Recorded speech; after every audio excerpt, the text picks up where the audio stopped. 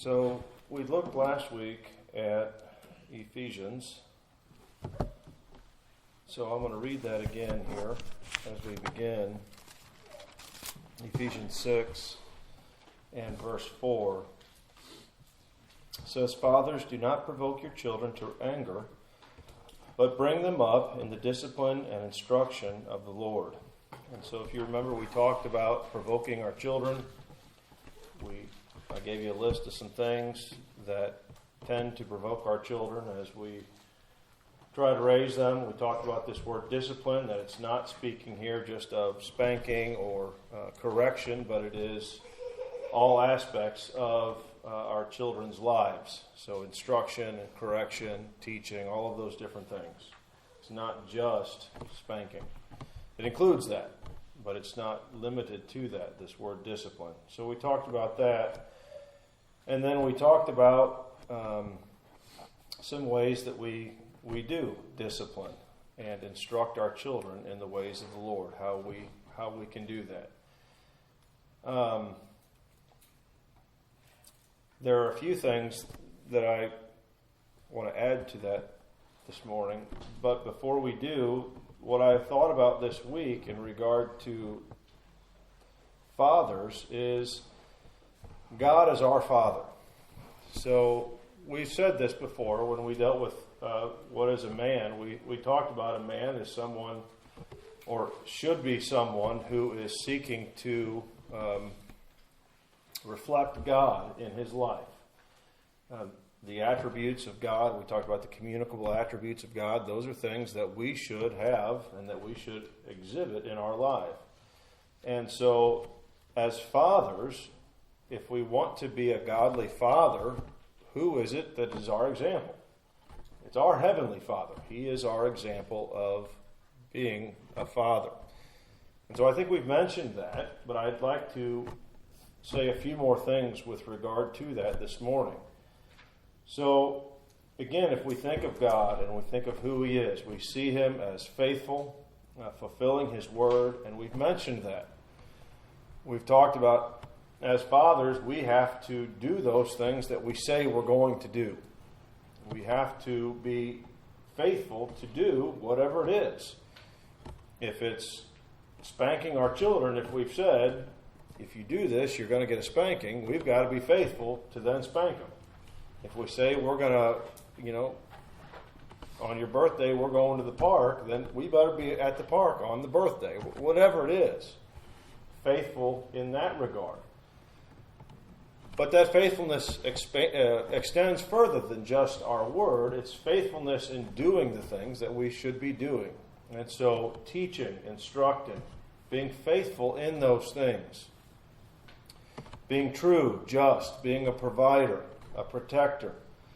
All of those things, God is those things to us. He is that faithful, solid rock. Right? If you think of that, I thought of that this week.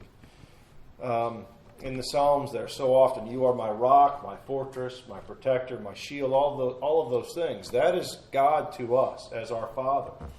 And we should be those things to our children. Again, God, of course, I'm not saying that we are gods to our children, but I'm saying we should reflect those things.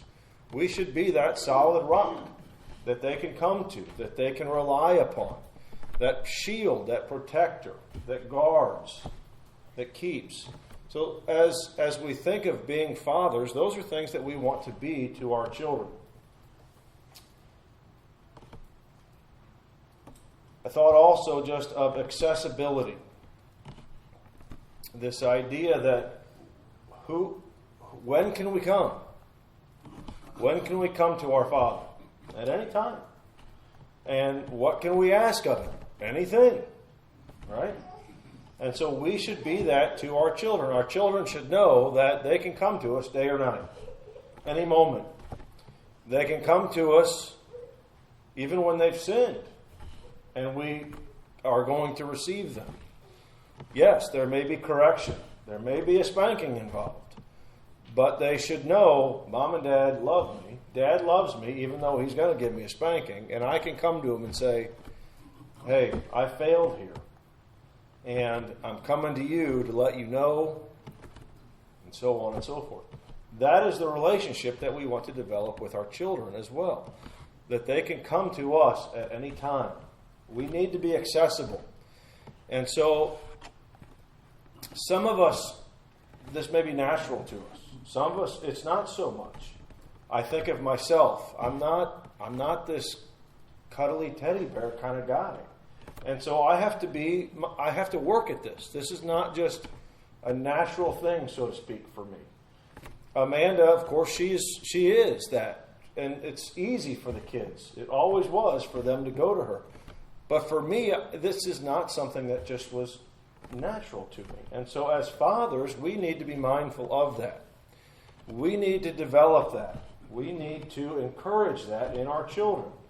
That yes, we may have this somewhat harsh exterior, but they should know we're not harsh to them. We're loving. We're caring. We want them to come to us. And so that is something that we need to develop as fathers and be mindful of. Again, if you're already bent that way, then great. That's wonderful. If you're not, you've got to be, again, intentional in that, to be that way. Honor, fear, and respect. We talked about this, the fear of the Lord. And so, how is it that we fear the Lord? Okay? It's not it's not that we're scared of God. It's honor, it's respect, a reverence, a desire to please, a desire to follow His commands. We looked at this when we went through Peter there, but so often through the Scriptures you see fear the Lord and what's followed. Do His commands. Fear the Lord, serve Him. Fear the Lord, be this way. Okay? And so that's our desire. We want to fear the Lord and live accordingly. And so that's what our children should want. That's what we want to encourage them in, is this honor, respect, reverence, and a love for us as fathers. That they want to do these things. They want to do what we tell them to do. They want to please us in these things. And so, just as that relationship is with our Heavenly Father, we want to develop that relationship with our children. Again, God is our example. He is that perfect Father for us. And we want to emulate Him as fathers to our children. Along with this, though, there is a fear of punishment when we disobey. And so that also is a good fear. Again, it's not a fear of abuse and I'm scared of Dad, but it's a fear that I know that I've sinned and there are consequences for that. Hebrews talks about the discipline of the Lord, the chastening of the Lord. As His children, if He loves us, He is going to discipline and chasten us. And as Christians, we should want that. We should be thankful that that comes our way when we do fall into sin. And so we need to also have that with our children, that they should know it's not okay to sin. It's not okay to disobey.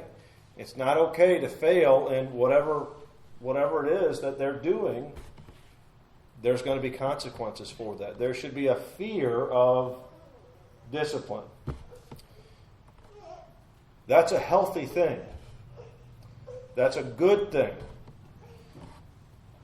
Again, I just bring this up, but and it's this with everything. The world sees that as crazy. The world sees that as abuse. Oh, your children are going to fear? Yes, they're going to fear. They're going to fear doing wrong. And you see that in society. No one fears that. There is no justice. There's no repercussions for wrongdoing. And again, it begins in the home. There was nothing in the home, there's nothing in society, and there's chaos because of it. So there is a good and a healthy fear in our homes that our children have for us as fathers.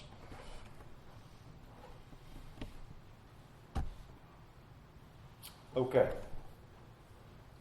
Now, along these same lines, I was reminded of this. You think of this relationship that we have with God, that we come, we ask. He tells us to come and to ask. What good thing will He withhold from us? All of those wonderful promises that we have in the Word. And yet there is also this idea of we don't get everything that we want. Right? Ask according to His will, and He'll give it to you. And so there should be that in the home as well. Just because our kids want something doesn't mean they get it. The word no is a good and healthy and wonderful word that we should be using constantly. And it doesn't matter. I was thinking of this years ago. I think it was Michael came to me one time. We were sitting at lunch. Dad was sitting there, and he came and asked me for a piece of gum. He was little. And I said, no, you don't need any gum. And Dad says, why'd you tell him no? I said, because he doesn't need it. Was it going to hurt him to have it? No, it was fine. He's had gum all the time.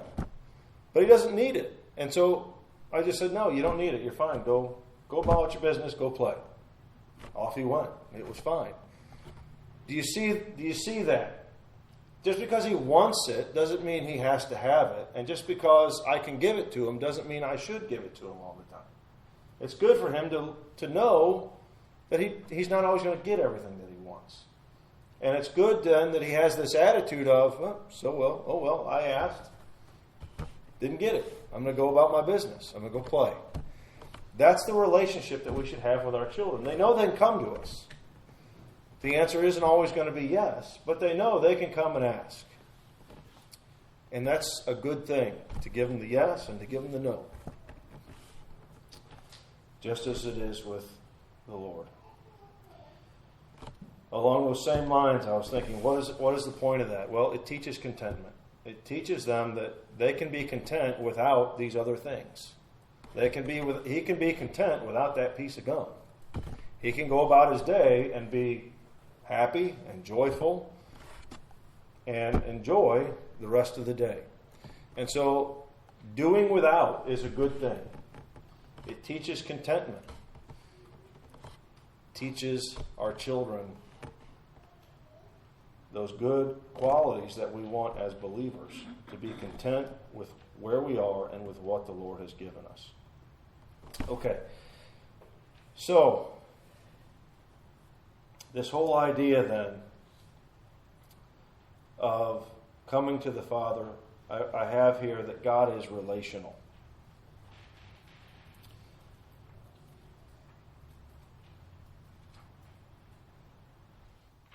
If you think of, again, all of those different things, all of those things that God has done for us, the sacrifices, we've heard it this morning from Brian in the Lord's Supper, the giving of His Son. Why? To have a relationship with us that we may have fellowship with Him. This idea of relationship and this idea of fellowship, that is essential with our children. If we are going to be good fathers, then we have to develop relationships with our children. God is our example in this. What has He said? What has He said to us in His Word? Dad talked about it on Wednesday. Fellowship. He desires fellowship. He's told us, come unto me. Seek me, you'll find me. All of those wonderful promises that we have of relationship, of fellowship, of togetherness there. That's the same in our home with our children. But it doesn't just happen. At least it doesn't happen and is as good as it could be. Sure, there's going to be a relationship there if you're in the home with your child. There's going to be something there. Whether or not it's going to be all that great, that's another story. We want to develop good, healthy relationships with our children. And so what's involved in that? I have a few things. Time. That's essential. That is perhaps the most essential part of it. And we heard it on Wednesday, right? How are we going to have a relationship with God if we don't spend time with God? We're not. So time is essential. We have got to make time and take time for our children. So I have a list for you, as I like to do. You've got family time in general. Okay, so you've got family time. What is that? What does that mean? What does that look like? Well, you've got dinner. All right? So you're sitting around the dinner table together, and you have fellowship there. You talk of the day. You ask questions of one another. You joke around a little bit. You have some time together. Okay? What else is there then? Well, you have game time. So, my wife, of course, is a wonderful help in this because she loves games way more than I do, at least inside games. And so, what does that involve? If you're going to develop some relationships with your children, you better be playing some games with them. And are games worthless? No, they're not. They're a wonderful tool of teaching and instruction, right? And so, you've got all sorts of games. You've got card games, you've got board games. I wrote down a couple things here. What do those teach? They teach logic, they teach reasoning, strategies, all of those things. It's a mental instruction as well. It's growing, right? Because when Dad wins every time, they're like, why do you win, Dad? It's like, well, because this, and this. I'm thinking about this, and they're like, oh, right, yeah, that makes sense. I've got a plan. I've got a plan for this. It teaches them to lose, right? I didn't always win, as I could have, perhaps. But I won plenty. And it teaches them to lose. And that's a good thing. Failure. Good attitude, right? I'll never forget some of the games, the sports games that we would play. And if a bad attitude arose, again, I would deal with that, but there was no way they were going to win then. You can't let them win and have a bad attitude. They're definitely losing now. They're going to have some major instruction. And loss and perhaps some spanking. But we teach all of those things. We teach all of those things as we're together, as we're playing games, as we're doing these different things as a family. We teach teamwork, of course, sports, right? That's a good thing.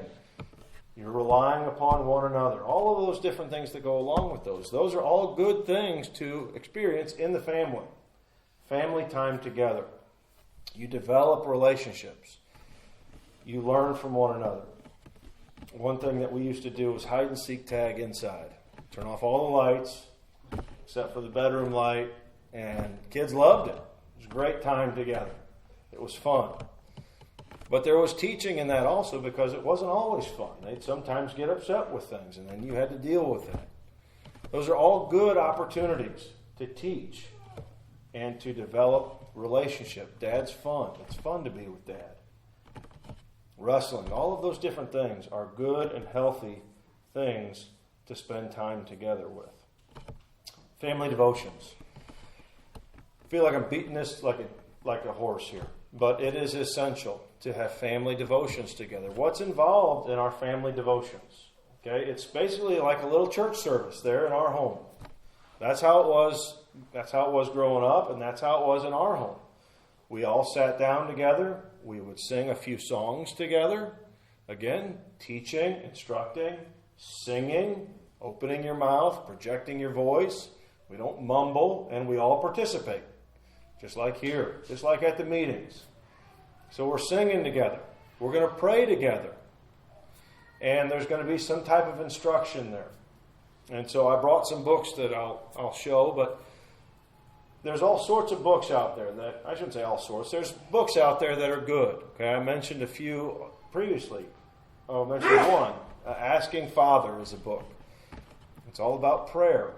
And that's a good little booklet to read with the kids. It teaches them of God and His faithfulness in His answering prayer. Opportunity to talk about things. Bird Life in Wington is one that we used when we were kids, and we used it for our kids. Again, it's not this high theological book, but it's a biblical principle that is taught through these stories. The kids loved it. They enjoyed it. And we could then talk about that biblical principle. So that you have all of those things. You have children's story Bibles. Leading Little Ones to God was another one that we had.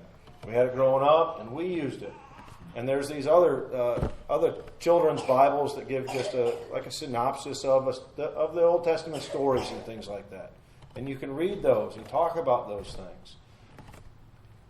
What else? You've got just the Bible, right? You can read the Bible. You can read the Proverbs. Are a wonderful opportunity there for family devotions. You can read half of a proverb and talk about it. What's the writer here telling us? There's all sorts of instruction there for children. What to do and what not to do, warnings. It's a wonderful opportunity there. Family devotions is central. If you're going to be a father, you've got to lead in that. You don't have to be a theologian to have some family devotions. You just got to be present. You've just got to see the value and do it. You young fathers, begin early. Begin early. And God will use it in their lives. What else? Reading together. All right? And so in our home, we'd have our family devotions and then we'd read. And so we'd read Little House on the Prairie. We read the whole series. We read the Rush Revere books, 2 out of the 3, I think. They're little history books, little story books. Kids liked them. We read God's Smuggler, the story of Brother Andrew, right? And smuggling Bibles in the communist countries there. I can't remember if we read the Pilgrim's Progress or not. We thought we did some. But there's all sorts of great little books out there that are interesting to the kids and are educational, instructive, and it's good. All of these things also are beneficial for your children because you're teaching them to pay attention. You're teaching them to sit quietly. You're teaching them that when someone else is talking, you need to pay attention, right? All sorts of life lessons go on there on the couch during family devotions. It's not just instruction from the Word. It's all sorts of instruction that goes on there. It is a wonderful, wonderful tool for our children. Now, what else? What else is it to take an interest in your children? I was always impressed by this guy. He had no interest at all in this topic, but his son took an interest in it. And so he took an interest in it. He's like, my son's interested in this. It doesn't interest me at all, but I'm going to go ahead and delve in this with him. Okay? Take an interest in what your children are interested in. Find out what that is, whatever it might be. If it's science, get into science with them. If it's working on cars, learn about cars. Whatever it is, take an interest in their interests. If that scares you, here's a thought. Get them involved in your interests. And maybe you can kill 2 birds with 1 stone right there. Okay? So I think of when I started forging. The boys all wanted to be involved in that. And so we all went out there and took turns and we did it all. I was interested in baseball. That was my thing. That's what I loved, my sport. And so we taught the kids baseball at a young age. And that was their sport. Again, they love all sports. But take an interest in their interests. Involve them in your interests. Show that you love them and are concerned for them and have an interest in their lives. They'll know that. They'll know if Dad is just like, whatever, it's just you, and I don't care about it. You don't want to be that guy. You don't want to be that father. I know fathers like that who took no interest in the interests of their children, and their children have grown to resent that. And the relationship is fractured, and it's not healthy, and there is just this schism there between father and son. Don't be like that. Take an interest in them. Again, you can guide it, right? You don't want it to be an obsession. You don't want it to be sinful, but you can guide and shape their interest in those things and have an influence in their life and show them that you love them and are concerned for them. All right. We also work then on developing a relationship as we work together. So work is essential for raising children. We've talked about being examples of that as fathers. Scripture is clear that we are to work and to provide. That's not something that just comes naturally, at least not to everybody. It comes naturally to some. Some people are hard workers. That's just what they do. And whether that's because they were trained in it at a young age or if that's just the way the Lord made them, I don't know always. But you have got to teach your children to work. It is not just going to come naturally to them. Think about it. What's enjoyable about it? It's hard. It's dirty a lot of times. It's taxing mentally, physically. What part of that is a kid going to be like, oh man, that's for me? It doesn't happen very often. And so you have got to teach them. You've got to have projects for them. In our home, again, everybody's different, and everybody doesn't have the same setup. We had the garden, and everybody worked in the garden. I'm a flower guy. I don't know how many times I had to hear about, are we really making another flower bed, Dad? Yeah, we are. Go get the rocks. Go get the dirt. Get the mulch. We're planting. We're transplanting. And we worked. We worked together. Saturdays was our big work day. We'd clear the backyard, we'd cut trees, we'd burn, we'd cut the grass, we'd do all of these different things outside. But it doesn't have to be just outdoors. They can have chores inside. They can clean toilets. They can do laundry. They can dust. They can do dishes, take out the trash, mop the floors, vacuum the floors, clean the walls. You name it. They should do all of those things. And there should be encouragement and instruction and expectations in all of those things. It's not okay that it's hot outside and they don't want to work. Well, get on out there. They're able to do that. It teaches them endurance. It teaches them they can.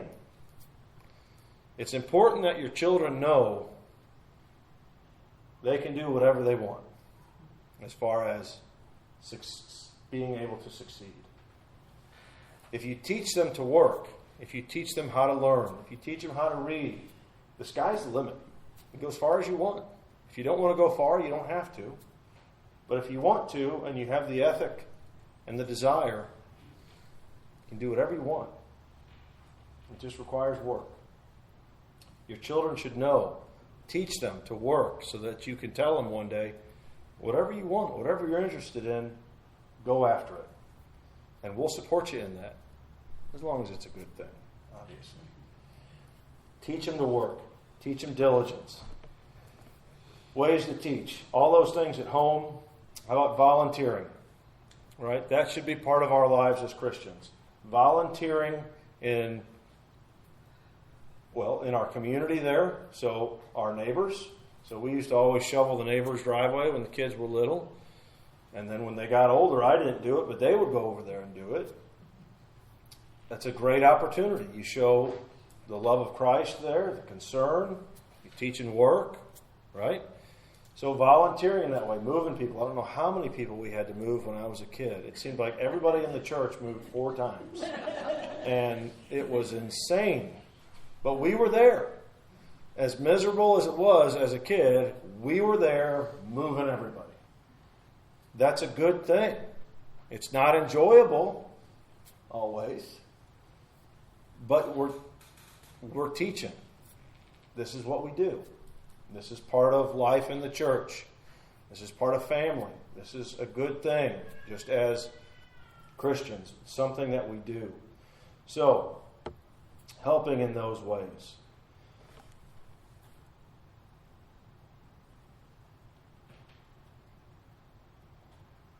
So this is separate from developing a relationship, but I put this down here. But again, we want to teach and train our kids in all ways. We want them to understand what it is to be a godly man, what it is to be a godly woman, what it is to be a Christian home, what it is to serve the Lord. And so all of those things that we've said, those all apply.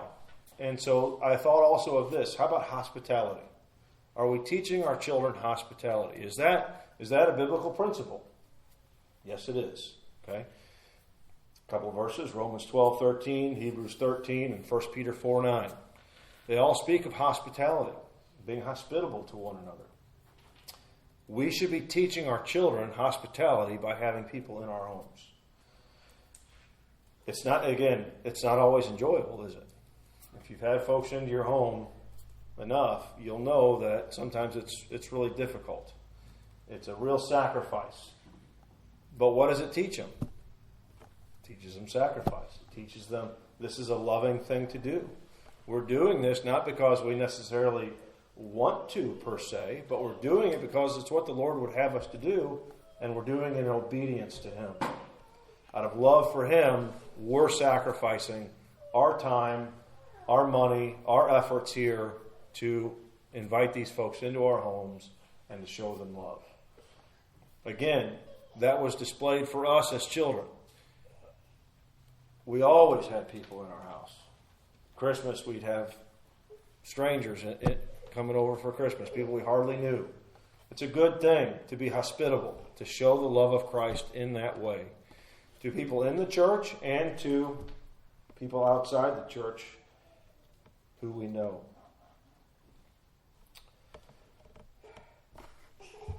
So, all of those things.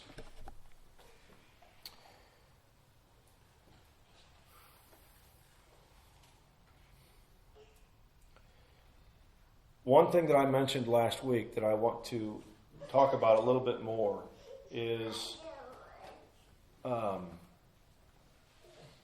should I say, I mentioned it in the context of knowing our children.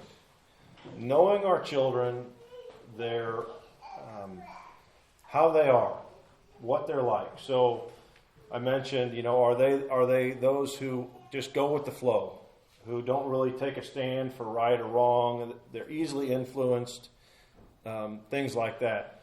So we should know our children in that way, and I want to make sure that we understand we guard our children. So just because our children seem to really have a good foundation and stand firm and aren't easily swayed, that doesn't mean we just send them out. They're not little missionaries going out, no, that's not it. What I mean by that is they may have a little bit more freedom. So, for example, when our boys, we saw how they were, we let them play baseball because I didn't think they were going to be easily influenced to go after these other things. Now, if my son was rebellious and showed no interest in following my rules and was not someone I could really trust, I'm not sending him out to a bunch of boys to play Legion baseball.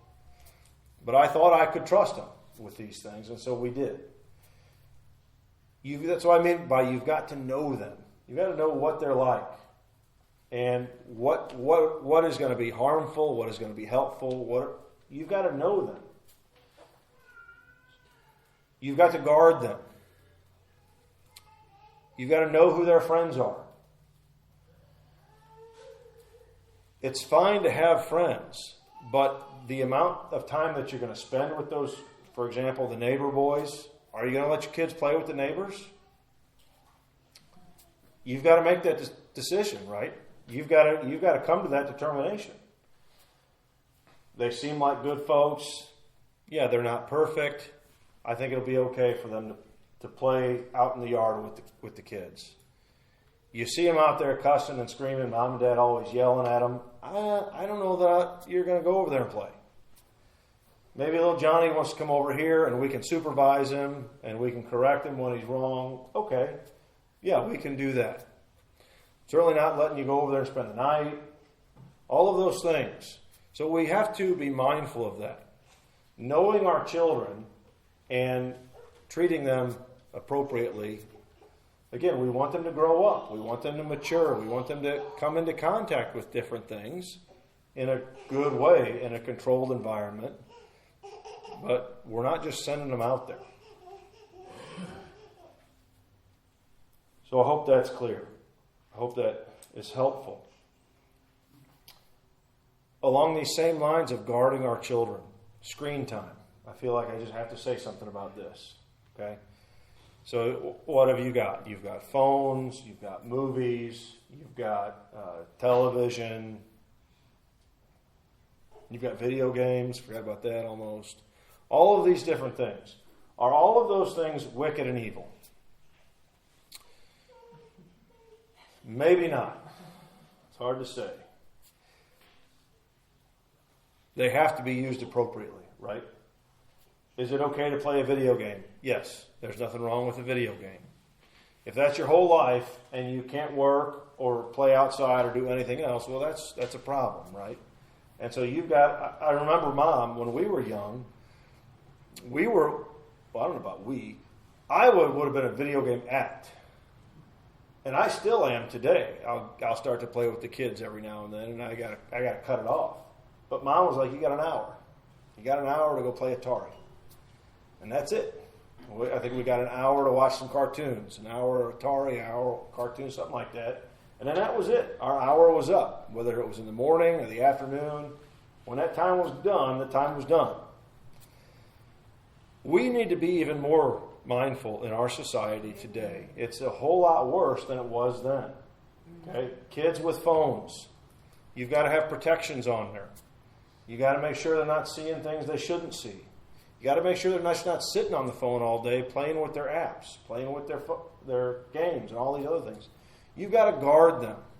You've got to teach them that these things are tools to use, your phone and all of these things. Entertainment is fine.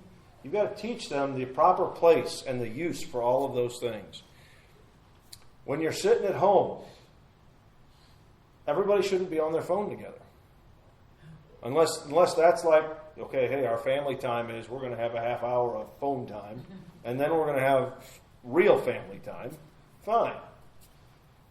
But family time isn't everybody's on their phone, nobody's communicating, nobody's looking at each other, nobody's talking. That's not family time. That's wasted time. So again, you've got to be mindful of all of those things. You've got to guard your children. You've got to teach your children. You've got to use these things appropriately. And, we never let our kids get all those social media things when they were young.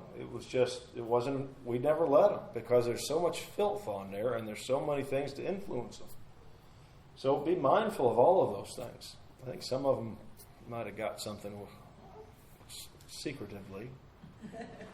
But we tried to be mindful of those things. And again, I'm no techie guy, so it was difficult for me. But be mindful of that. You've got to be proactive in it and very deliberate if you're going to help your children in this way and to protect them from the evils that are out there.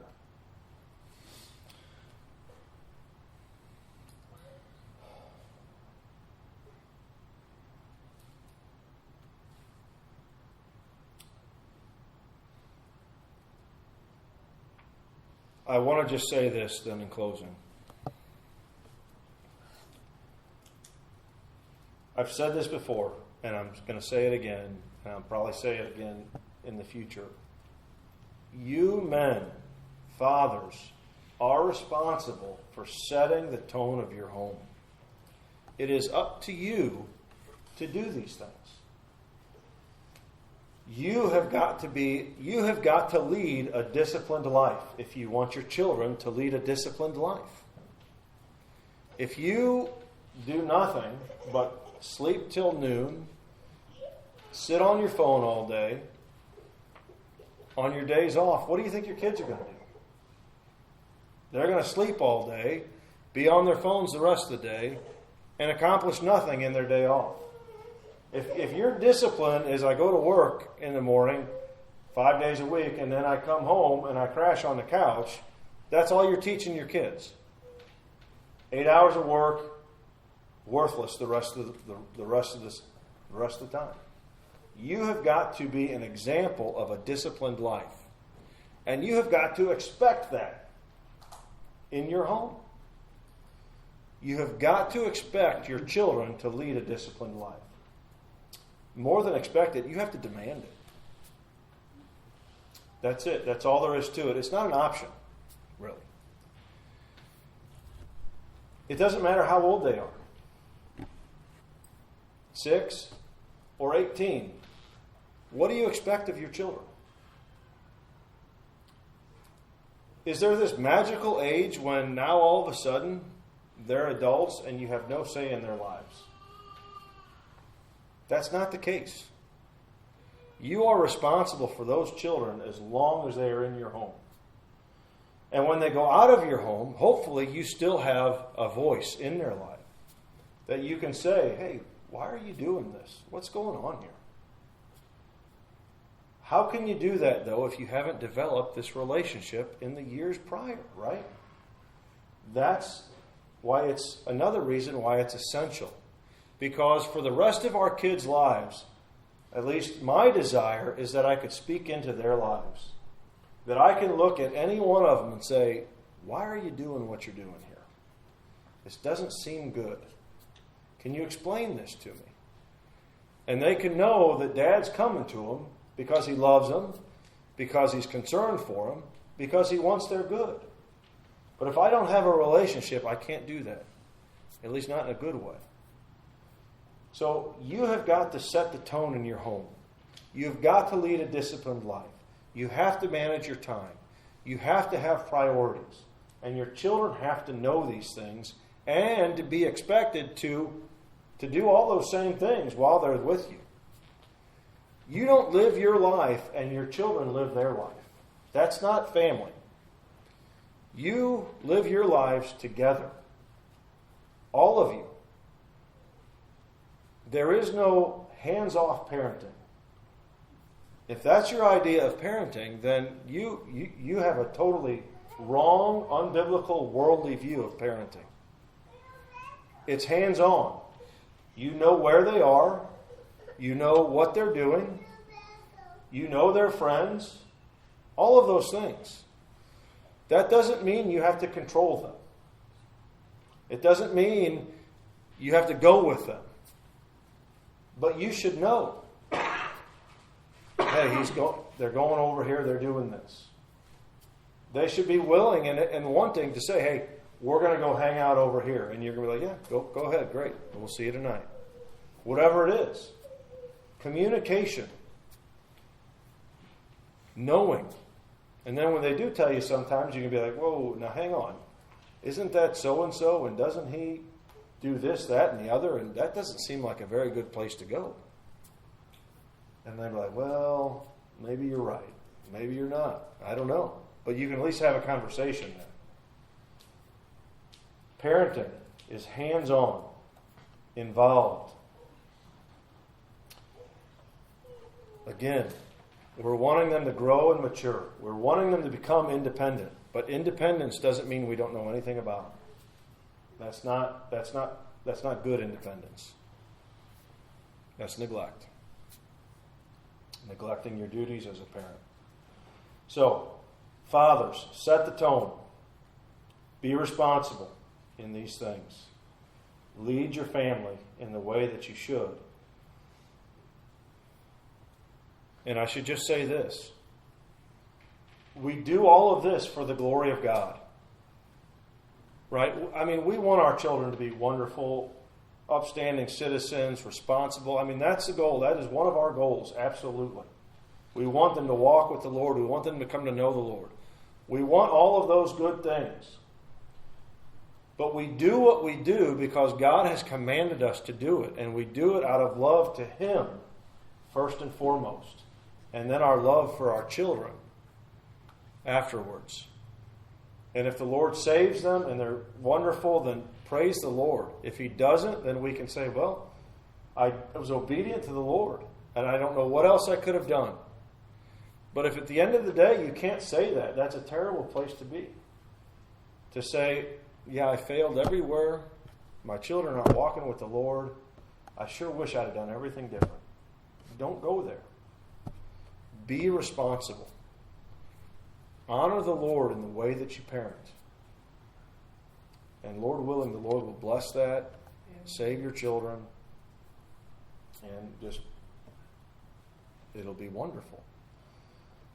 But we've got to be intentional. We've got to be responsible. We've got to be diligent in what the Lord has called us to do.